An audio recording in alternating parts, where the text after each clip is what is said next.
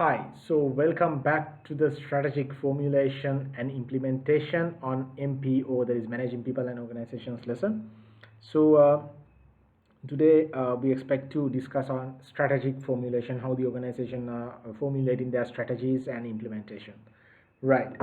So moving to the strategic management to define, to explain what the strategic management is.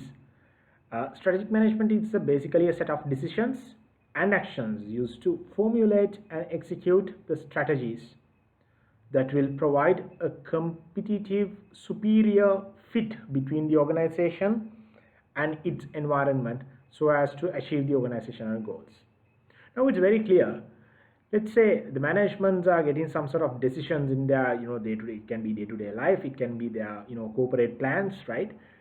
So whenever they make the decisions, in order to achieve something called a competitive advantage over their rivalries, over their competitors. Now, how can you differentiate your business from the existing ones? The only reason that you can do, the only way that you can achieve is to achieve the competitive advantage. What do you mean by competitive advantage? A competitive advantage is basically a distinctive edge with exclusively the organization has to cater to its customers. Why the organization is distinctively, or let's say exclusively exists to its customers? What is the reason? So that is what you call as competitive advantage. It can be either the varieties of or the numbers of products that you produce, or else because of your the cheapest price, right? Let's call it as the cost leadership, right? So there are so many defined different types of ways that you can be a distinct, or say an exclusive offer for your consumers other than the other companies. Now we in this strategic management we discuss about the things which are known as the set of decisions and actions used to formulate and execute the strategies that will provide a competitively superior fit between the organization and its environment.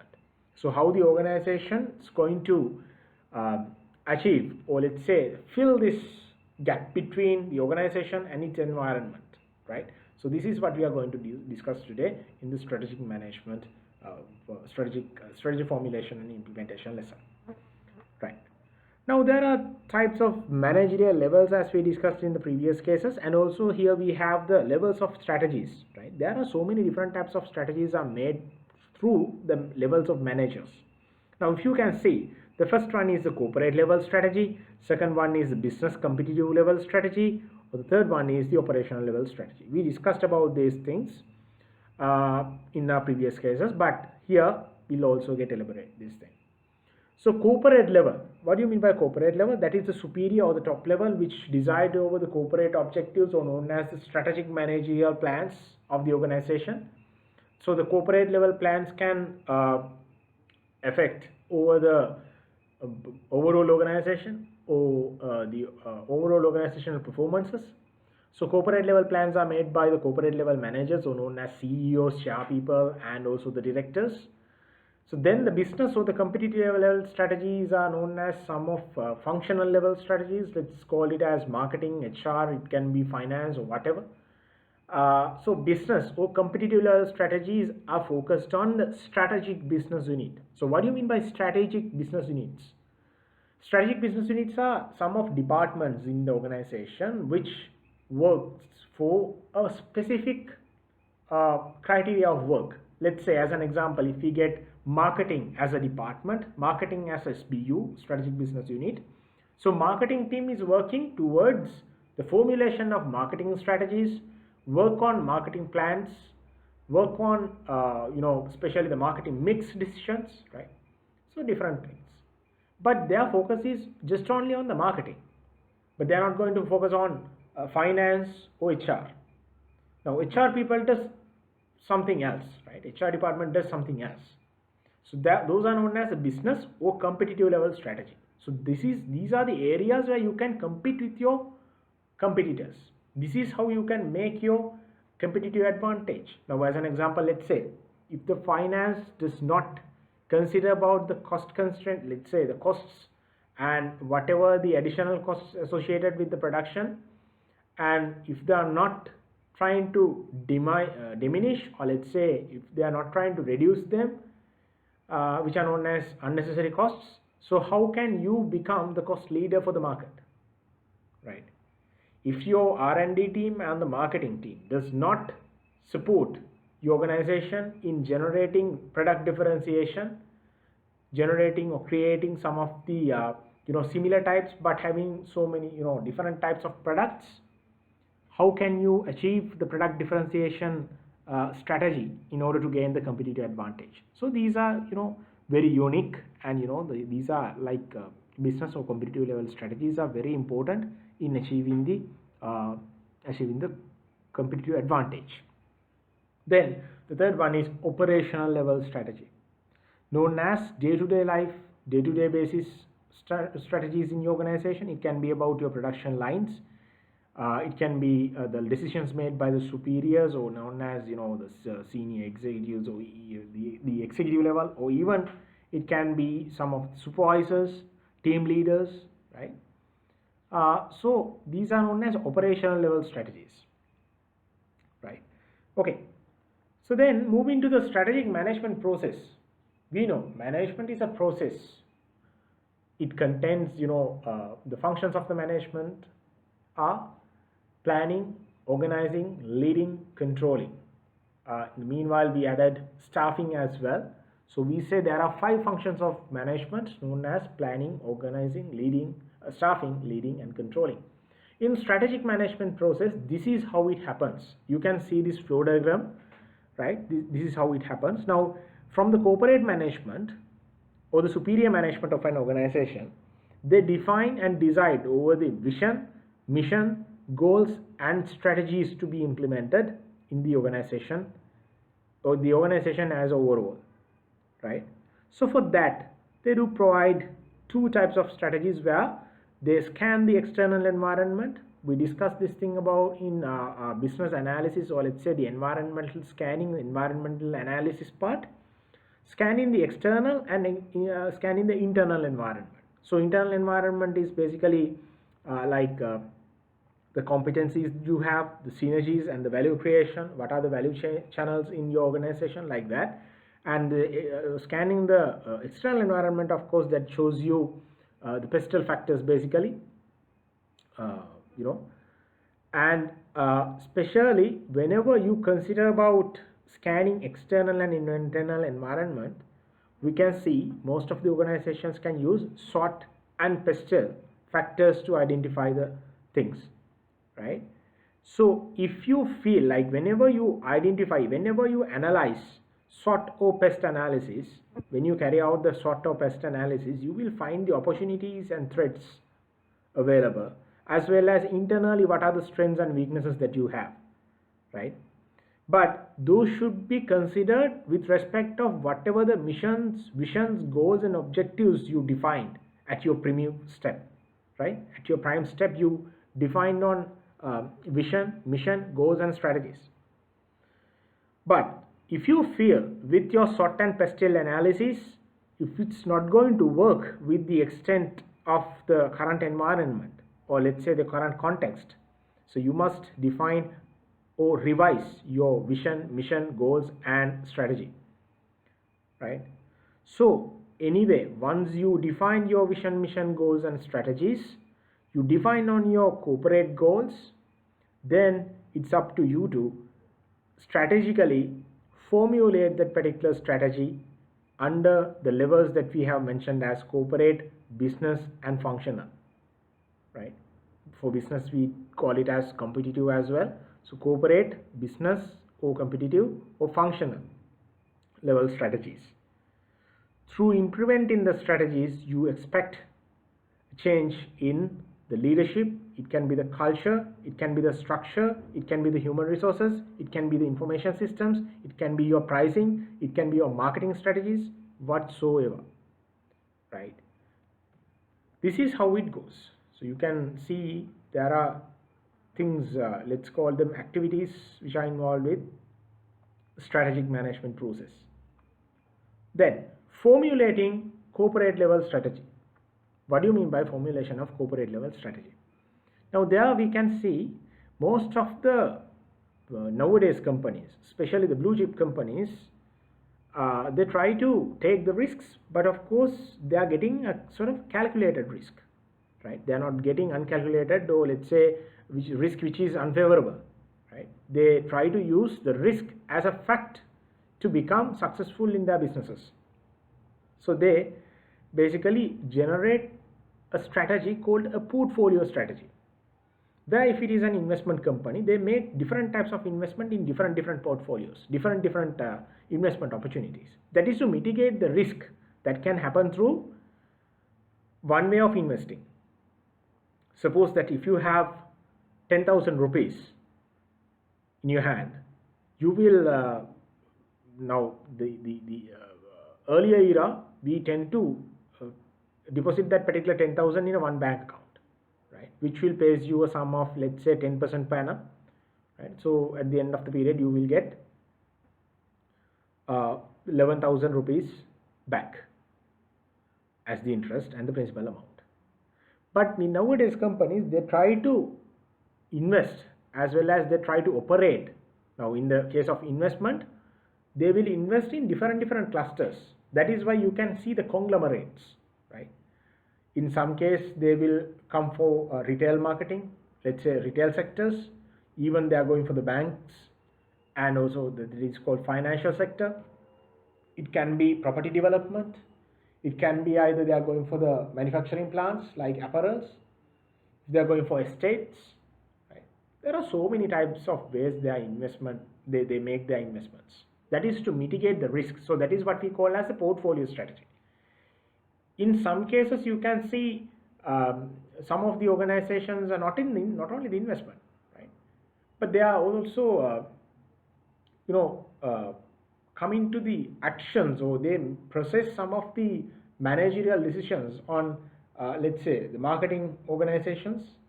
They do basically believe in product oriented marketing, service oriented marketing, e-line marketing. There are different types of marketing strategies that they do implement. That is to make a portfolio where to mitigate the risk, right? So all these things are happening through strategic business units. What are they? We discussed strategic business units in a functional level, or business level, or competitive level strategy formulations, right? Or let's say the managerial levels. Now strategic business units are known as a separate business divisions located, functioned in an organization to implement the strategies. So that is what we called as HR, marketing, finance, operations, R&D. All these are different types of business units inside one business. Then as people being learning in management, we should know about some of the strategies introduced by some of the management veterans. Basically to survive, or let's say with the nature of its behavior, Boston Consultancy Group, known as BCG, they have introduced 4 types of businesses, or let's say 4 types of ventures which are possible, right? They named them as that is actually they have categorized them with the relative market share and the market growth rate, right? Based on circumstances, they divided it to the scenarios into 4 segments and named them as stars, question marks, cash cows, and dogs, right? Let's say if your relative market share is very low and also your market growth rate is very low, so you are a dog, in the sense you will earn low and your cash flows might be neutral or negative maybe, right? So even you don't have pennies to pay over the to break even. So the best strategy is to close the organization, that is to divest, right? But when it comes to your market growth rate is low but still the relative market share is high, so there they called it as a cash cow, where earning is high, cash flow is high. So strategy, they call it as milk, where you try to survive in your market. I mean, though the market growth rate is low, but still your relative market share is high. Then coming to the question mark. Question mark is what? Your market growth rate is high, but your relative market share is low, right? Again, you are in an unstable situation, but still growing, but you won't get a very much good cash flow, right? Because of that, strategy is to analyze whether to continue with the business or to divest, right? That is a question mark. Then the stars, which are known as the in the case of blue chip companies, the blue chip companies are positioned in this star category, where the market growth rate is also high and relative market share is also high. So they are earning high, their cash flow is very good, right? In some cases that is neutral, and also they can invest for the growth, right? So they are having high market share and high growth, right? So these are the things that we want to discuss on the Boston Consultancy Group, or known as BCG matrix. Then diversification is another strategy where, now there are so many strategies where an organization can practice. One is cost leadership, other one is product differentiation, and other one is diversification. Diversification happens where you try to introduce new products into new markets. If you can remember, whenever you are discussing about the Ansoff matrix, the matrix which is founded by Igor Ansoff, management scientist, you can remember there are 4 squares where you have the existing product and existing market at the 2 extents, right? It is on the y-axis and x-axis. So where if you are introducing, like if you can remember, we discussed about the pricings as well, right?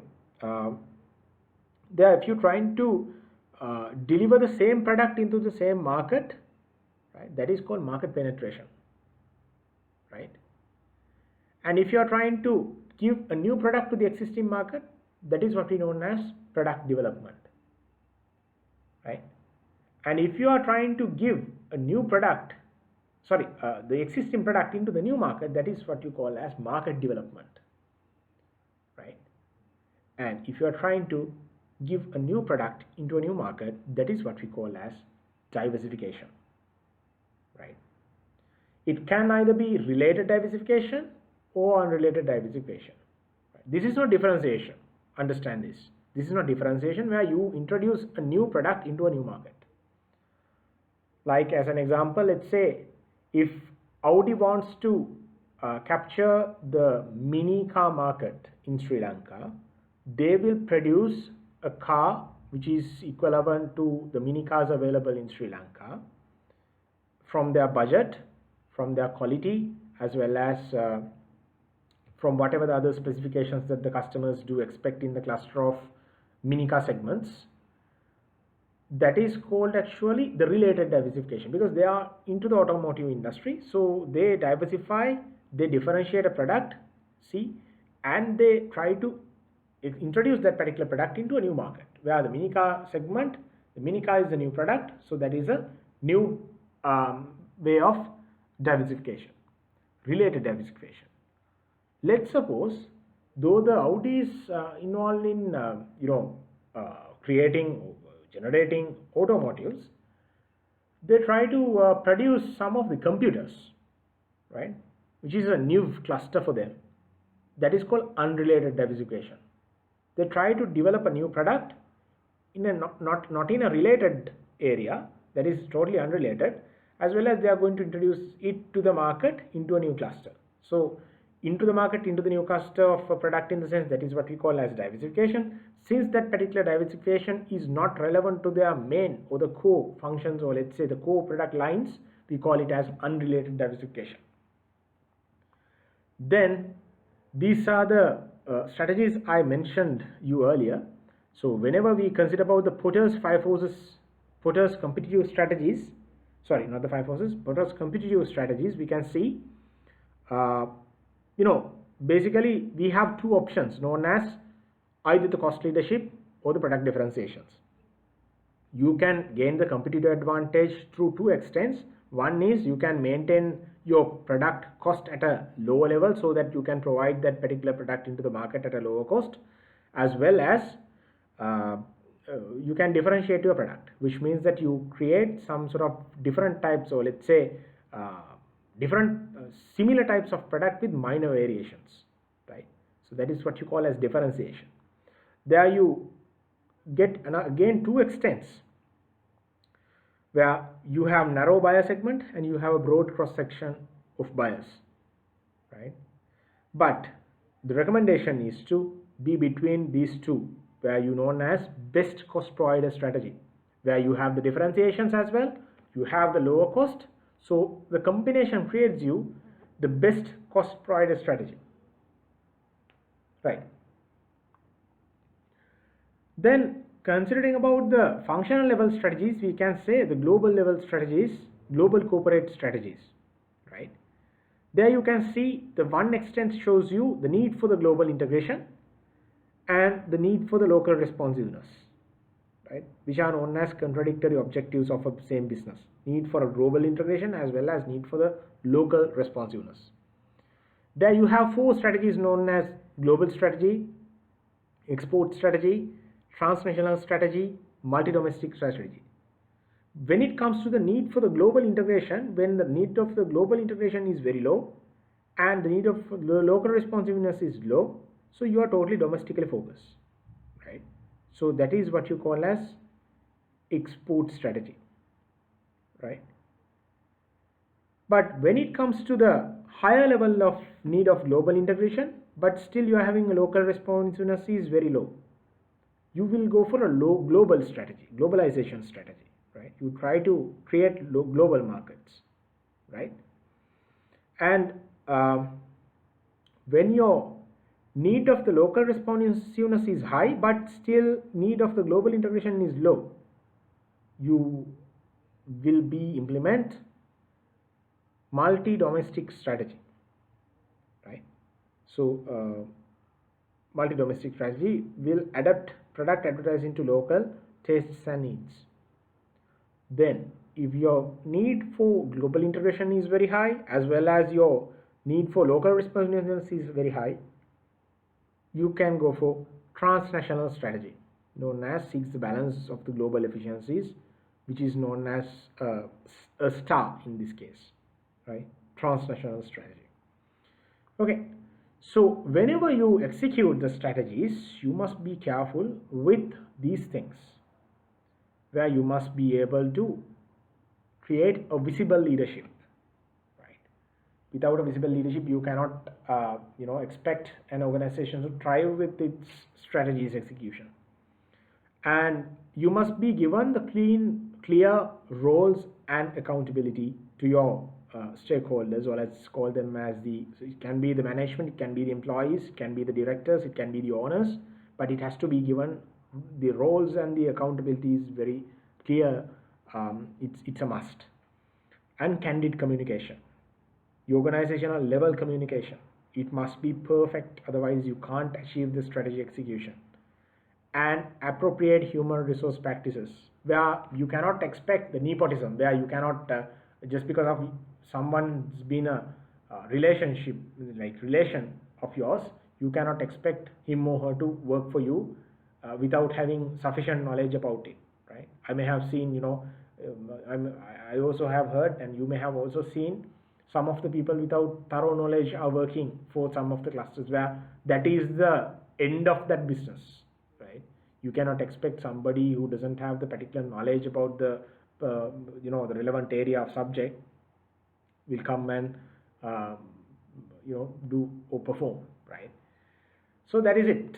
And thank you very much. So I think this is the last lesson that we meet under the scope of managing people and organization subject. Hope you understood all the subject matter as well. And if you have any clarification, if you need any clarification, further clarification, you can contact me at any time. Thank you very much for joining us.